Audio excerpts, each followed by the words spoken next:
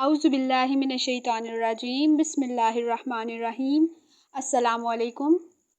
दोस्तों, उम्मीद करती हूँ आप सब बखैर आफ़ियत होंगे। आज का हमारा टॉपिक है आर यू डिप्रेस्ड। हम बात करेंगे क्या आप डिप्रेशन में हैं या नहीं।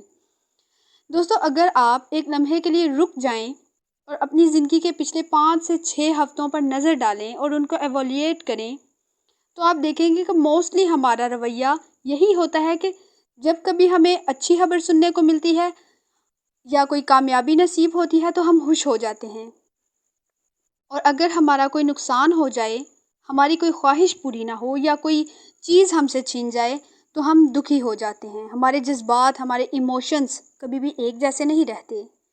हमारी फीलिंग्स बदलती रहती हैं, और ये फ़िक्र या परेशानी वाली बात नहीं है, ये एक फितरी अमल है।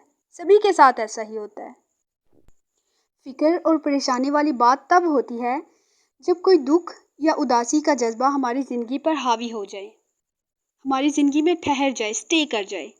दुख या परेशानियाँ अगर आपकी ज़िंदगी में एक लहर की तरह, एक वेव की तरह आएँ और गुजर जाएँ तो ठीक है। आप कुछ वक़्त के लिए उदास ज़रूर होंगे, दुखी होंगे, लेकिन फिर वक़्त गुजरने के साथ साथ आप नॉर्मल होना शुरू हो जाएंगे।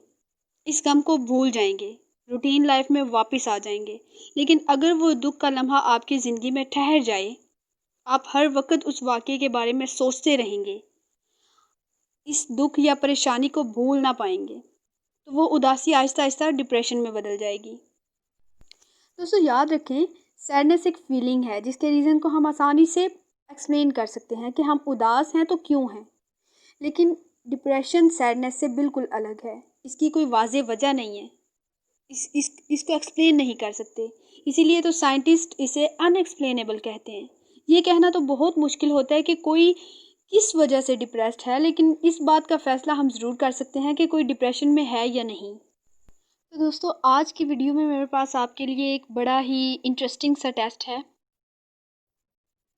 इस टेस्ट के थ्रू आप जान सकते हैं कि आप खुश हैं, सैड हैं या डिप्रेस्ड हैं, बल्कि किसी के बारे में भी जान सकते हैं।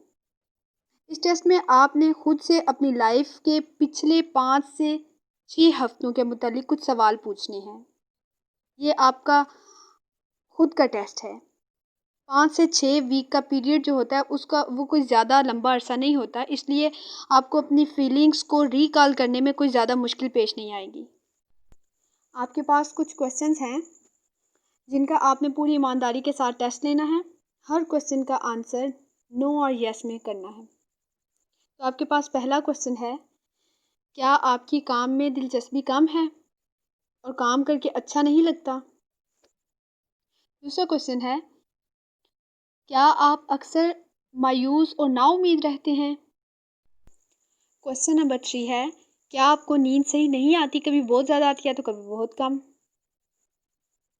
क्वेश्चन नंबर 4 है, क्या आप हर वक्त या अक्सर थकावट महसूस करते हैं? क्वेश्चन नंबर 5, क्या आपकी खाना खाने की रूटीन नॉर्मल नहीं है, या तो भूख बहुत कम लगती है या खाना बहुत ज़्यादा खाते हो? क्वेश्चन नंबर 6 है, क्या आपको अक्सर ये एहसास रहता है कि आप ज़िंदगी में ज़्यादा कामयाब नहीं हुए? क्वेश्चन नंबर 7 है, क्या आपको चीज़ों पर फोकस करने में, कंसंट्रेट करने में मुश्किल पेश आती है? क्वेश्चन नंबर 8 है, क्या आपने कभी अपने आप को नुकसान पहुंचाने का सोचा? जी तो दोस्तों, इन सब क्वेश्चन का आंसर आपने यस और नो में किए हैं। अगर आपने यस का ऑप्शन 2 दफ़ा या 2 से कम यूज़ किया है तो आप वाइट जोन में हैं।